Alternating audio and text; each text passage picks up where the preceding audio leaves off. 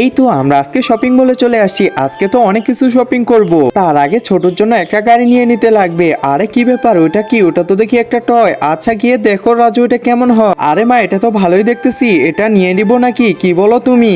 আরে না না রাজু, এটা আমাকে ভালো লাগতেছে না, অন্যটা দেখ। আচ্ছা মা, ঠিক আছে। আরে ওইখানে তো একটা স্কুটি দেখতেছি। আরে মা দেখো দেখো, এটা তোমার পছন্দ হয় নাকি? আরে না না, এটাও ভালো না, অন্যটা দেখ। আচ্ছা ঠিক আছে, তাহলে অন্যটা দেখতেছি। এখানে তো একটা স্পোর্ট কার দেখতেছি, এটা তোমার অবশ্যই পছন্দ হবে। না না রাজু, এটার দাম অনেক, এটা রেখে দে। আচ্ছা মা ঠিক আছে।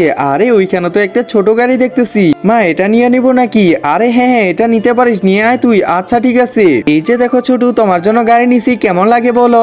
একজন মা কতটা আপন হয়ে থাকে যার মানেই তাকে জিজ্ঞাসা করে দেখো। তো দেখা যাক বন্ধুরা, এই মায়ের জন্য কে ভিডিওটিতে লাইক এন্ড সাবস্ক্রাইব করে, আর যারা মাকে ভালোবাসো না তারা ভিডিওটি থেকে দূরে থাকো।